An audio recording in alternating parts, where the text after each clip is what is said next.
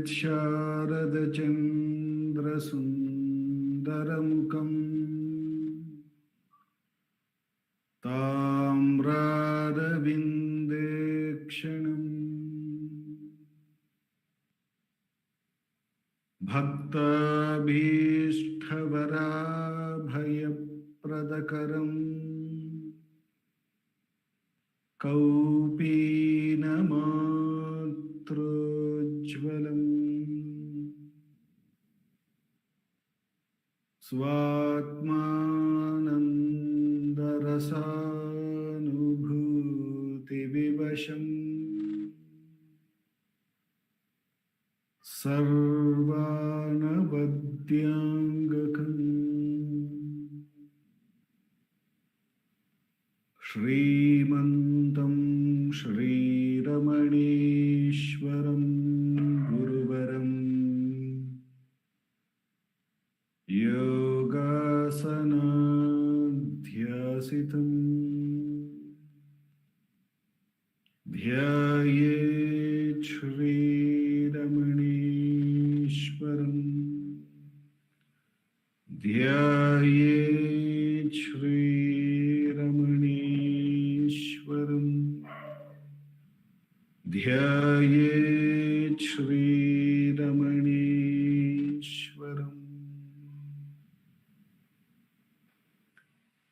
Hridaya Kuhara Madhye Kevalam Brahmamatram Yahamahamiti Sakshat Atmarupena Bhati Hrudi Vishamanasa Svam Chinbata Majjatava Pavana Chalanarodhat Atmanishto Bhagatvam Namo Ramana. We will commence the Friday Atma Vichara by listening to Bhagavan's Upadesham from the book Ramana Answers Self-Enquiry 1900 to 1950.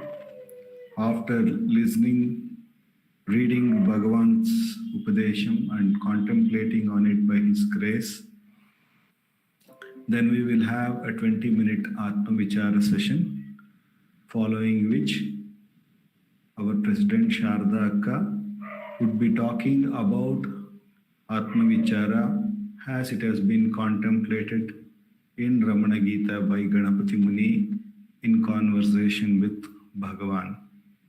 And finally, we will have the concluding prayers to Bhagavan. In the question and answer sessions of this book, we are looking at the questions and answers given to self-enquiry between 1936 to 1950.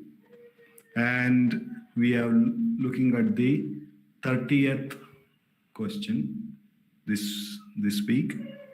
The devotee is been asking a series of questions about the practice. So devotee asks, what is the aim to be kept in view? Practice requires an aim. The question put by the devotee is, what is the aim to be kept in view? Practice requires an aim. To which Bhagavan answers, self is the aim. What else can there be? All other aims are for those who are incapable of having the self for the aim. They lead you ultimately to inquire into the self, the lowercase self, S, that is the E, the little self. They lead you ultimately to inquire into the self. One-pointedness is the fruit of all kinds of practice. One may get it quickly, another after a long time. Everything depends on the practice. I read Bhagavan's answer. The question has been, what is the aim to be kept in view? And since practice requires an aim, the Bhagavan says, self is the aim. What else can there be? All other aims are for those who are incapable of having the self for the aim. And when we do so, when we don't keep self as the aim, Bhagavan says they lead you ultimately to inquire into the smaller case self, the smaller case as self. That means if we are not attending to the self, we are attending to the limited entity. That's what he's saying. Further, Bhagavan continues, one pointedness is the fruit of all kinds of practice. One may get it quickly, another after a long time. Everything depends on the practice. In this question answer, it is something that we all do when we sit for a meditation or get into any sadhana. There is always an aim with which we enter. That means what we have right now is not something that we are happy about, and there is something that we want to accomplish, and therefore that we get into this whatever sadhana or practice that we are getting into. So Bhagavan is kind of answering in our approach to our approach here. He's saying what is the aim to be kept in view, and especially since we are practicing, we need an aim. So Bhagavan says, what else can be an aim? Self is the aim. And Bhagavan says, Kevalam Brahmamatram. There is only self. When self is the aim and self is only everything, then the only thing, if you don't see that everything is nothing but the self, then only this question is going to come up. So what else can there be? So that's why Bhagavan says, since self alone is, Kevalam Brahma Matram alone is the truth, and self therefore is the aim, what else can there be? So Bhagavan therefore goes and says, whenever we see that there is something, or whenever we understand that we are not the self and therefore we need to do something to get there, in all these scenarios, Bhagavan is saying, all other approach or all other aims are for those who are incapable of having the self for the aim. So when we understand that self alone is, and self alone is there, then there is just being as that self, as it is, not getting identified with any differences. It is the difference that brings about two, and therefore makes us to approach something. But when we understand that the self alone is, what else can there be, as Bhagavan is saying, then we should be wary of this approach of our thoughts or our approach where we see a difference and we try to do something about it. Tasmat Jagrata Jagrata. To that we have to become awake and aware. That why am I pursuing a difference, and therefore giving a reality, and therefore meaning giving the reality to that difference, and therefore getting into some action. That we need to inquire. To whom is this we need to inquire? Who am I? That is the only way to get back to the undifferentiated self. But moment we give reality to the difference, moment we give reality because of the difference that I need to do something, and therefore there has to be an aim, then we are lost we are moved away from the self. Therefore, Bhagavan has given the Atma Vichara to question that very difference, to question that very movement, and get back to that single truth which alone is, which is that there is nothing other than the self. So Bhagavan is asking, all other aims are for those who are incapable of having the self for the aim. And he says why this effort leads us to the small self. He says, they lead you, all other differentiation if you perceive, or act and do everything, they all lead us ultimately into the smaller self. It makes us become the limited entity. Therefore, if we are in that state, because we are not able to hold on to this one truth, why? Because of the strength of the mind. If we are not there, then sadhana is definitely required. Practice is therefore very much required to get the strength of the mind. For that, Bhagavan says, if that is not something that we are capable to hold, that self alone is, and we feel the difference, we feel the need, we give still yield to the difference, and we still feel I am a separate entity, and therefore I need to do something and practice something. No doubt that we are now identified with the little self.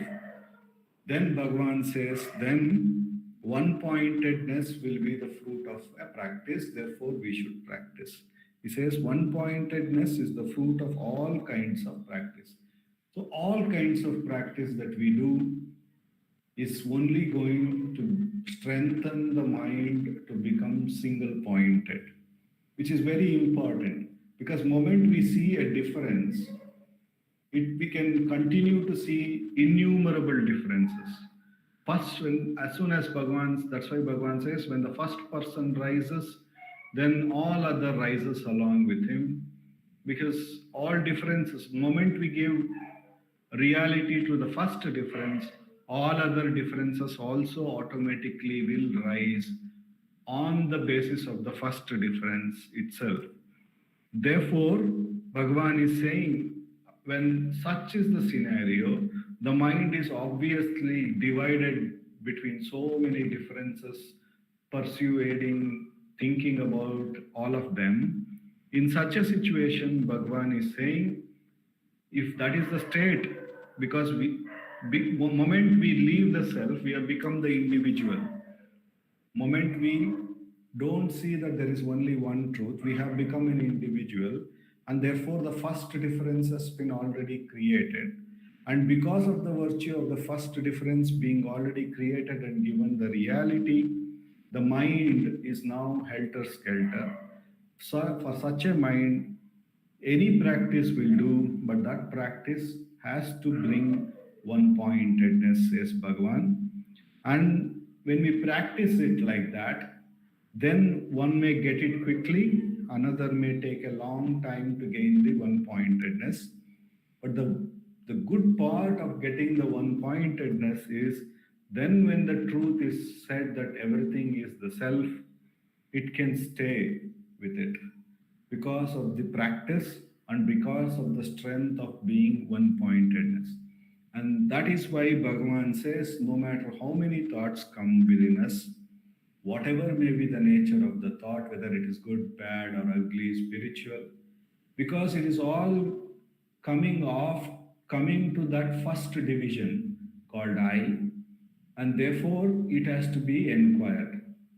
There is no point in going and thinking about the second division, which is a thought which might have come. We should get back to the first division. We have to inquire the first division, because that itself is not real. So Bhagavan therefore asks us to inquire every thought, to whom is this? And the moment we inquire that, the answer comes out, it is for me. It is for this I. Therefore, the first division is now is seen that it is coming. All these second divisions are all appearing to this first division. But moment we inquire, who am I?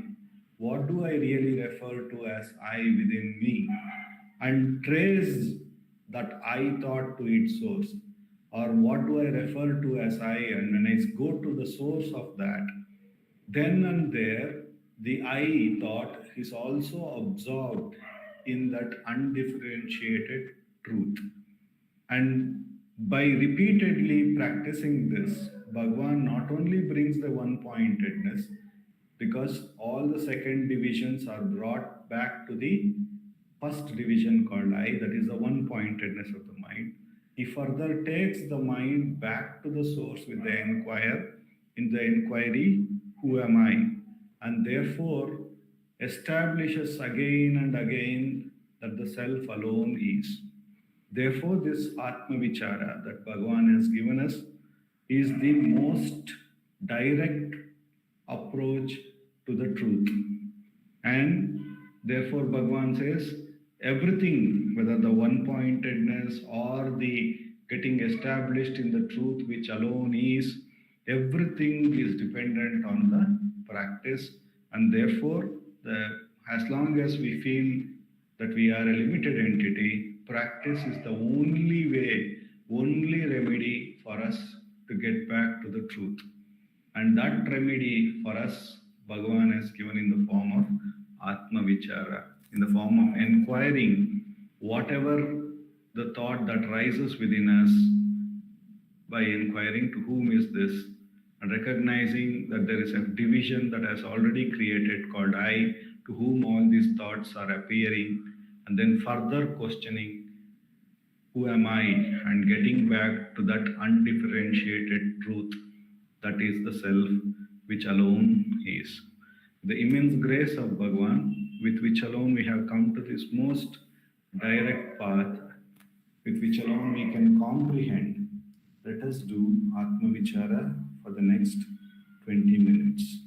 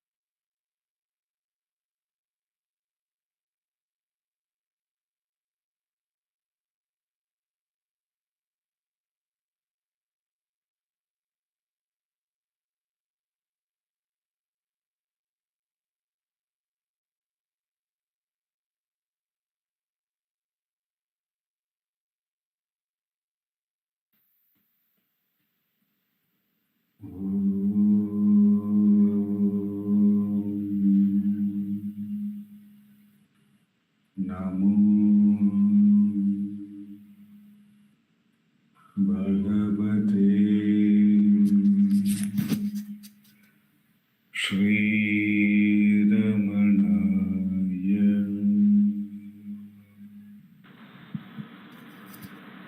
Namo Ramana. Over to Sarada. Namo Ramana. Prostrations to Ramana, shining as a self in all beings.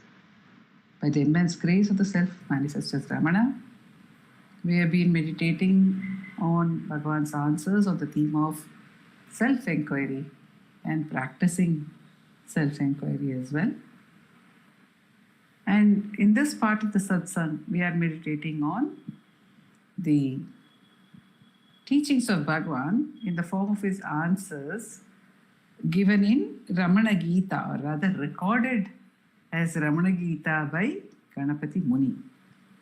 We are on the fifth chapter, Science of the Heart, where Bhagavan had told us about Nirvikalpa Samadhi and Sahaja Samadhi, and then he is explaining the centrality of the heart. What is the heart? Is the source which is the center for everything, the center of the universe. He said, Andam vapushi nishesham nishesham hridaye vapuhu tasmadandasya sarvasya hridayam rupa sangraha. First, Bhagavan told us that the entire universe is contained in the body, which he has told in Ulladinarpada also. Without the body, without the fivefold body, where is the world? He has asked us. So the entire world, the experiencing of a world is dependent on the existence of the body or the body idea. And where, in a way, if we say it is dependent on the body, where exactly is the body itself? We may say that the body is only in the mind. It is only when we wake up, Bhagavan says again in Ulladinarpadu, that when we wake up only we become aware of the world through the awareness of the body. So Bhagavan says, though we say the world exists in the body, one may say it exists in the mind. It is a very strange thing, or maybe it is natural, that if there is no body, Bhagavan says there is no world.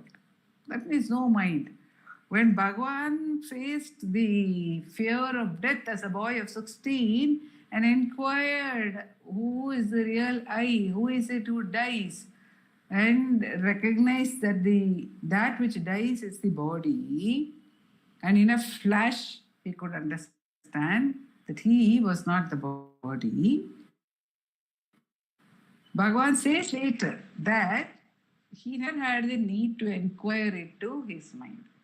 Normally, in the Panchakosha Viveka, we say that I am not the body, I am not the prana, I am not the mind, I am not the buddhi, I am not the darkness. So in Upadeshasaram also Bhagavan says, Vigraha Indriya Prana Dhi Tamaha. So Bhagavan includes the five senses, and then he says, includes of course the breath and the mind and the intellect, he clubs together in Dhi. Nahameka Sat. So everything, Bhagavan said that for him, as soon as he eliminated the body idea, everything was eliminated. There was no question of mind. But Bhagavan is aware that for us, the mind is supreme in the sense that we live only in the mind. Even the body is in the mind. If the mind does not arise, when there are no thoughts in deep sleep, when there is no mind in deep sleep, at that time, there is no awareness of the body also. So it is symbiotic, and therefore Bhagavan says here, Bhuvanam manaso nanyat. Bhuvanam manaso nanyat anyanya hridayan manaha. Ashesha hridaye tasmat katha parisamapya. The world does not exist of the mind. So this is a proposition which is very, very important for us in our practice of self-inquiry. Because if we believe there is a world outside of the mind, it is possible that that world can disturb us at its own free will. Very often we also think that thoughts enter our mind. They come from outside. Now, if they come from outside of their own accord, then how are we to send them out? We have to really struggle. They may refuse to go. We may not be able to get rid of thoughts. But the truth is that everything rises only in the mind. The whole world is contained in the mind for each one of us. If that is the case, when we recognize that is the case, we don't have any world to deal with. We don't have any world to worry about. And we can also say, in a sense, that what we call world is what Bhagavan divides as thoughts and thinker. World and I are the thoughts and the thinker. So where is this entire world? The entire world exists only in the mind in the form of thoughts. Because any experience, anything about the world, anything about any object, because object is world, subject is I. So any experience of an object, which is world,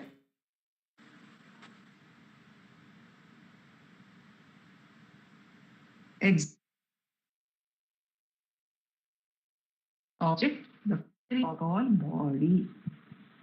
We experience the body. It's only when we experience the body that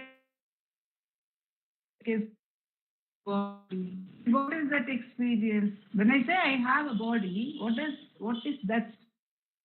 Statement is a thought.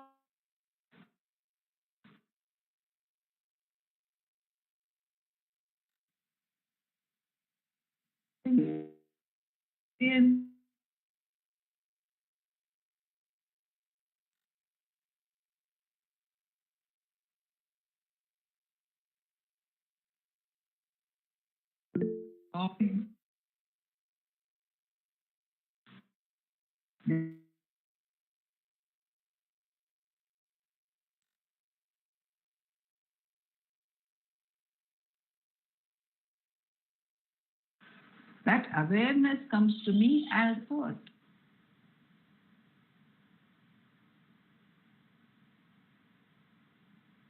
Vigraha.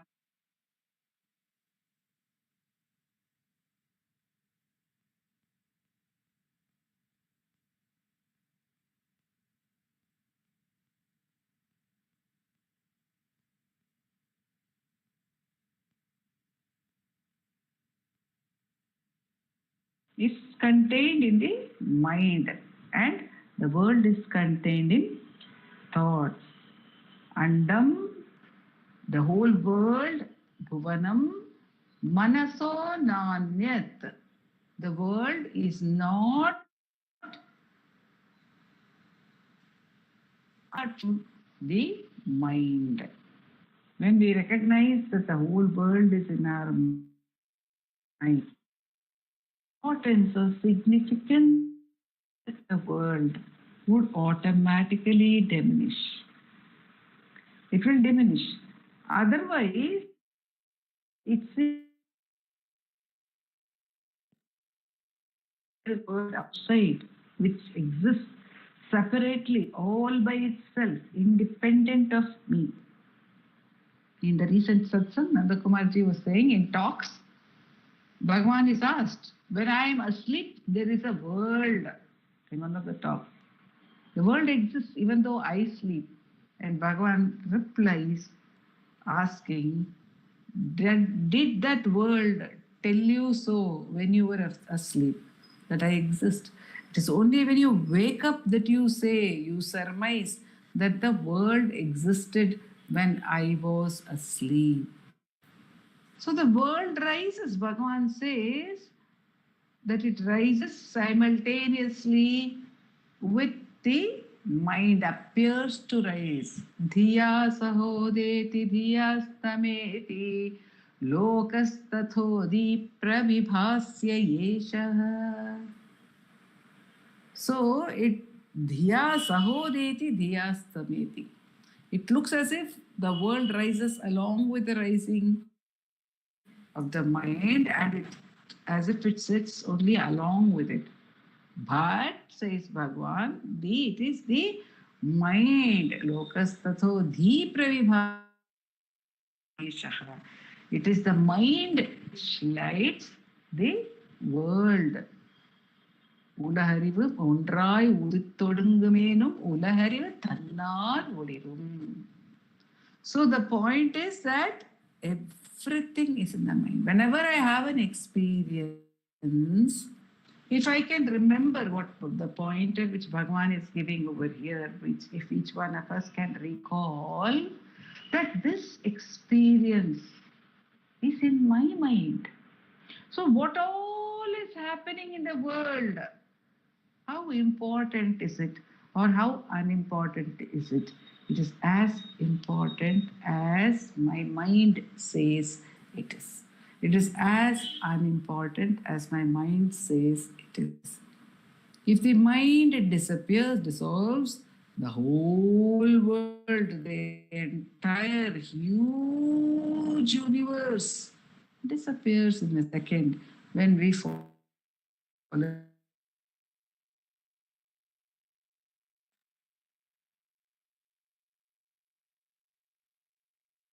Understand truth. There's an intellectual understanding. See, we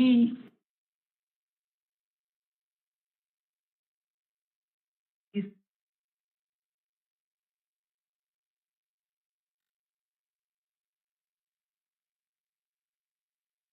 body is not I. But we do not accept that truth. We don't accept that the body is contained.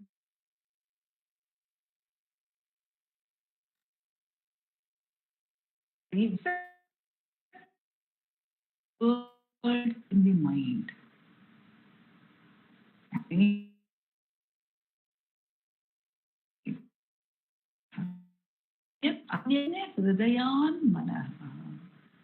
So everything is contained only in the heart. So Bhagavan says, Ashesha Hridaye Tasmat Katha Parisamapyate. Ashesha. There is nothing apart from the world, apart from the heart. Ashesha. There is not even a single bit remaining which can be apart, which can stand alone. So Katha Parisamapyate, the entire story of the universe is contained only within the heart, says Bhagavan. So whatever answers we are seeking,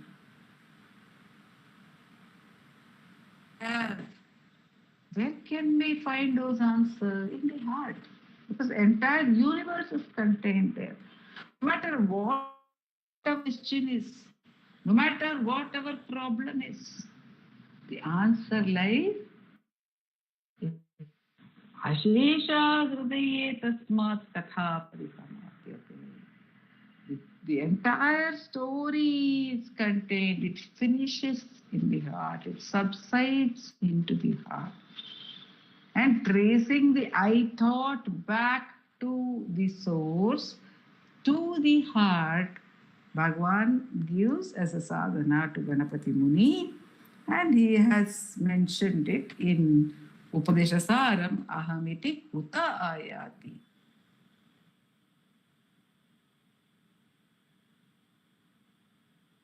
From the unleashed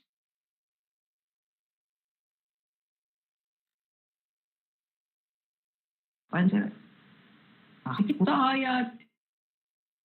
Shanti Upa.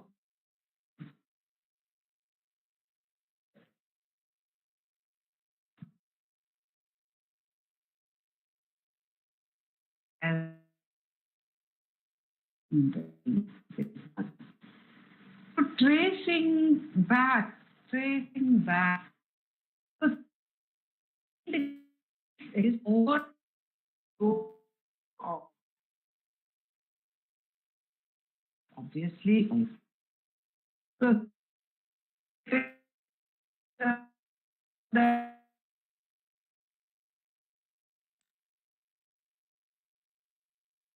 fully governs us. So get this that this object, any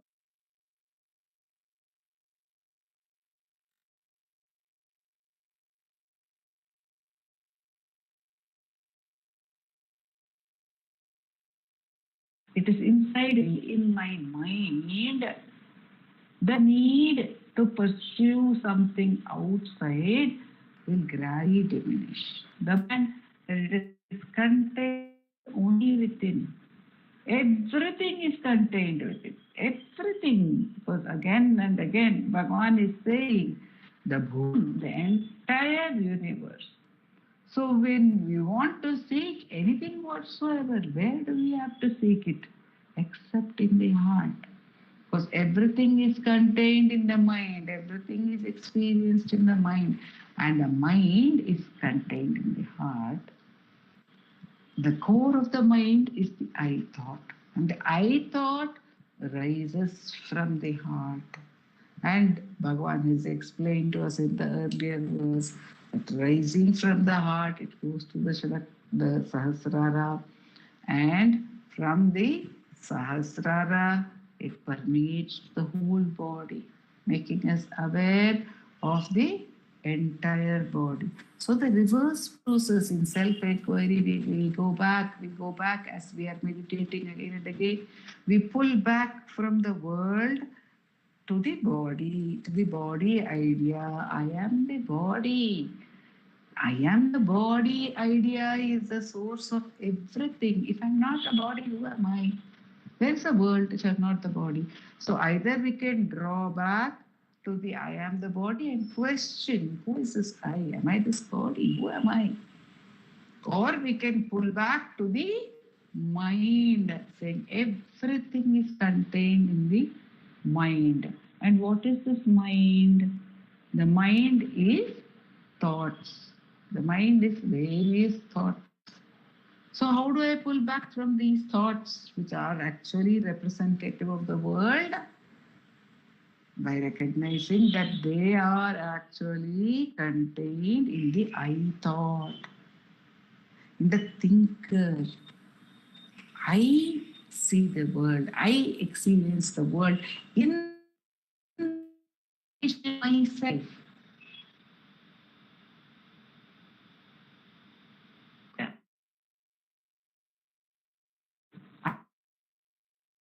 Happening that this is arising within me.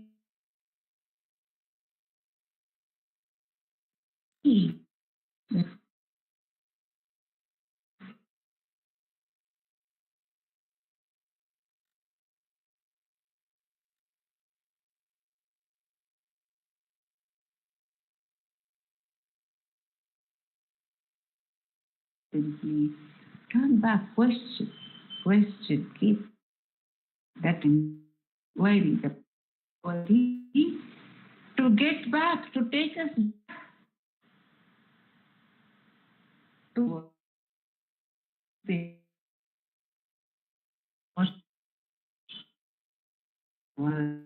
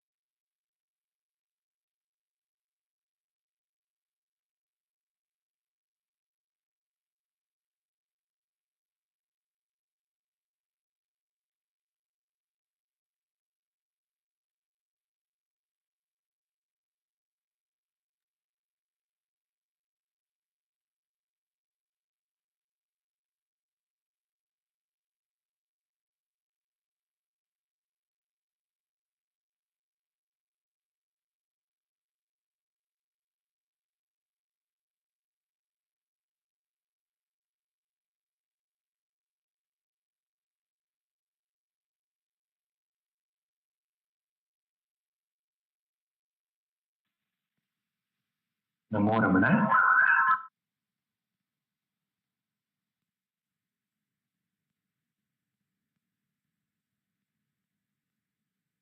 Namo Ramana.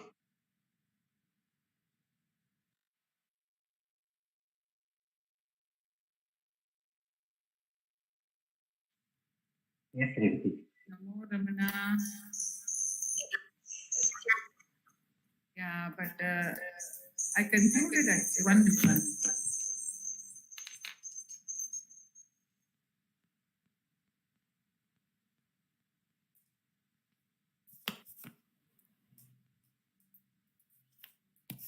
So you couldn't hear me in the talk, I think, no?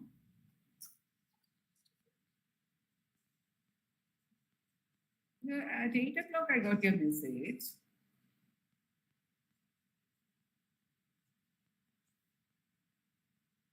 So maybe Dileep sir should have taken over. Now, what happened? Did Dileep say the prayer and finish? Okay. Sorry. Yeah, Because I thought it's it's already my 8:03, no? issue, so I realized only that I didn't see my messages except at 8 o'clock. He came to my room and I was talking, but he didn't tell me. Okay. We'll finish Dileep with the prayer. I'm sorry about this. okay.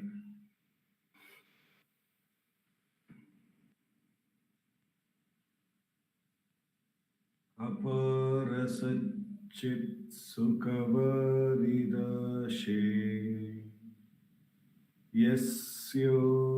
यस्योर्मिमात्रं भुवनं समस्तम् गुहाहितं तं रमणं गभीरम् चिन्ताविहारं